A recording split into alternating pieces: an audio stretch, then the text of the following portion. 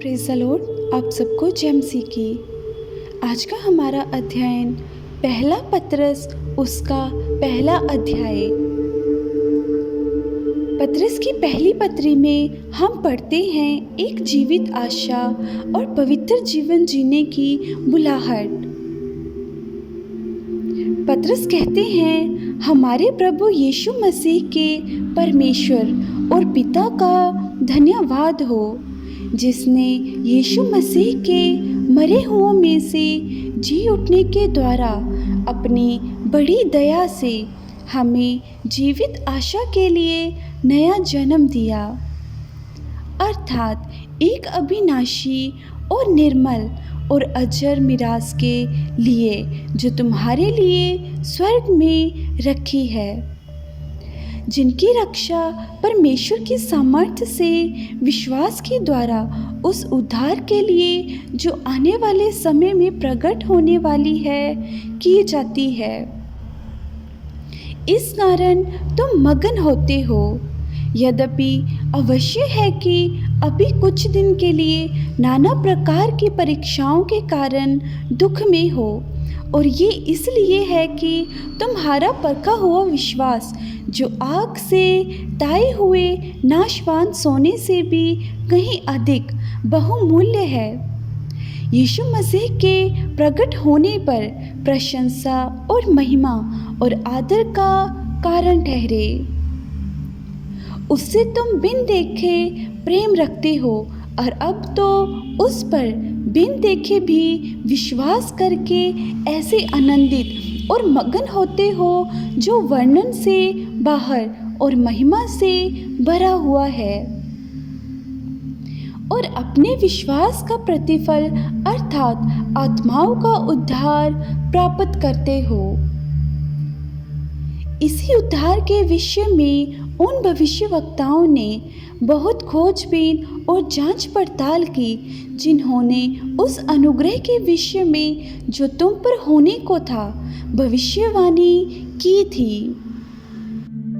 उन्होंने इस बात की खोज की कि मसीह का आत्मा जो उनमें था और पहले ही से मसीह के दुखों की और उसके बाद होने वाली महिमा की गवाही देता था, वे कौन से और कैसे समय की ओर संकेत करता था। उन पर यह प्रकट किया गया था कि वे अपनी नहीं वरन तुम्हारी सेवा के लिए ये बातें कहा करते थे, जिनका समाचार अब तुम्हें उनके द्वारा मिला, जिन्होंने पवित्र आत्मा के द्वारा जो स्वर्ग से भेजा गया तुम्हें सुसमाचार सुनाया, और इन बातों को स्वर्गदूत भी ध्यान से देखने की लालसा रखते थे।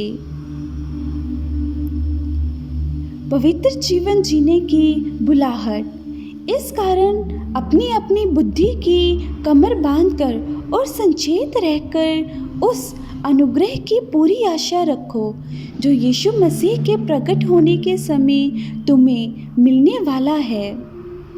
आज्ञाकारी बालकों के समान अपनी अज्ञानता के समय की पुरानी अभिलाषाओं के सदृश ना बनो, पर जैसा तुम्हारा बुलाने वाला पवित्र है, वैसे ही तुम भी अपने सारे चाल चलन में पवित्र बनो, क्योंकि लिखा है, पवित्र बनो क्योंकि मैं पवित्र हूँ। और जबकि तुम हे पिता कहकर उससे प्रार्थना करते हो, जो बिना पक्षपात हर एक के काम के अनुसार न्याय करता है, तो अपने परदेशी होने का समय भय से बिताओ, क्योंकि तुम जानते हो कि तुम्हारा निकम्मा चाल चलन जो बाप दादाओं से चला आता है, उससे तुम्हारा छुटकारा चांदी सोने अर्थात नाशवान वस्तुओं के द्वारा नहीं हुआ, पर निर्दोष और निष्कलंक मेमने अर्थात मसीह के बहुमूल्य लहू के द्वारा हुआ। उसका ज्ञान तो जगत की उत्पत्ति के पहले ही से जाना गया था, पर अब इस अंतिम युग में तुम्हारे लिए प्रकट हुआ। उसके द्वारा तुम उस परमेश्वर पर विश्वास करते हो जिसने उसे मरे हुओं में से जिलाया और महिमा दी कि तुम्हारा विश्वास और आशा परमेश्वर पर हो।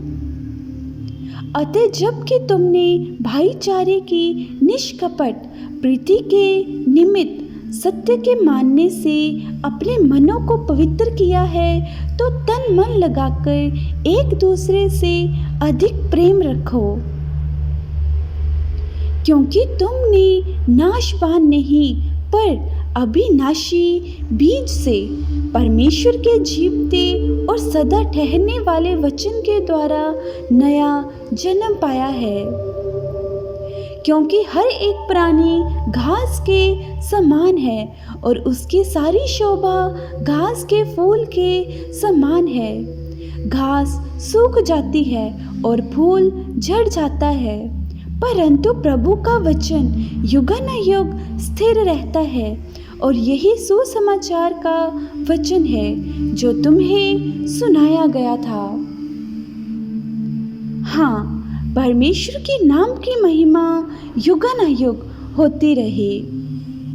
हे मेरे प्रिय भाई बहनों, आप सभी को जय मसीह की।